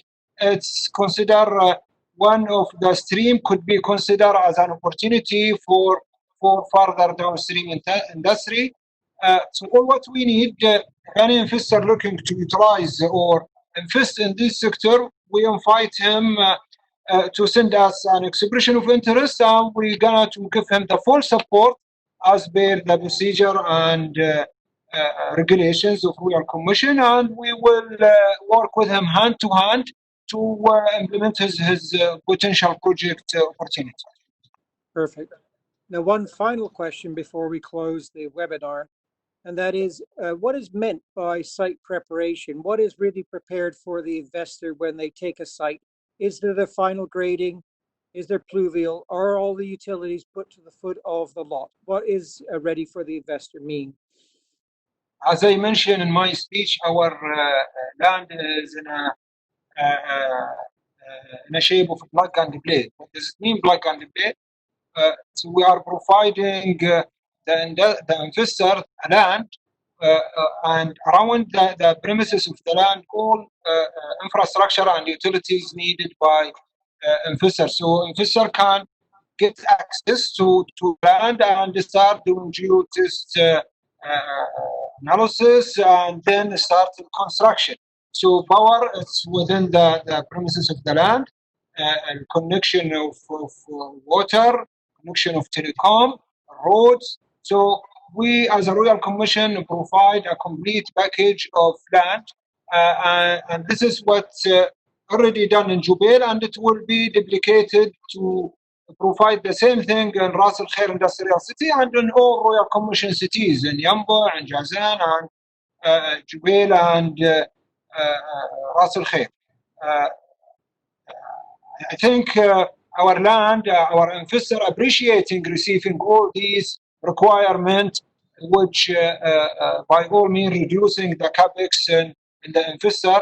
And this is one of the mandates of Royal Commission, to provide a complete and ready-made plug-and-play land to the investor.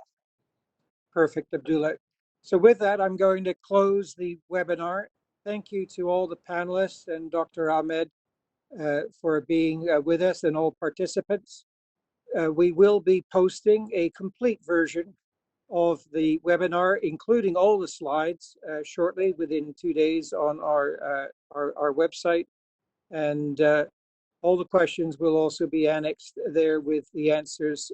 If any additional questions have come in the meantime, we'll answer them.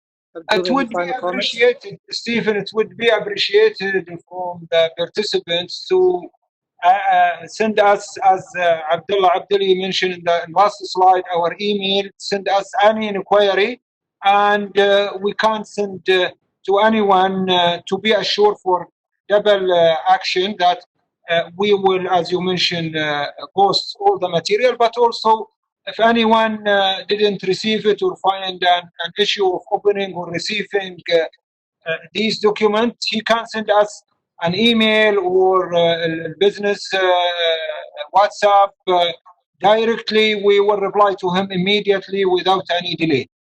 Perfect. I mean, this webinar is not the end, it's the beginning of a conversation with investors. Yes, and use it to ask whatever you want, and also the government agencies, the Ministry of Investment, National Industrial Development, and SIDF are also available for you to help. And we're all here to help. All the panelists are here to help. And with that, I'm going to end the webinar. Thank you ever so much. We were 7 minutes over, not too bad. And thank you ever so much for your participation. Stephen, you didn't give me time.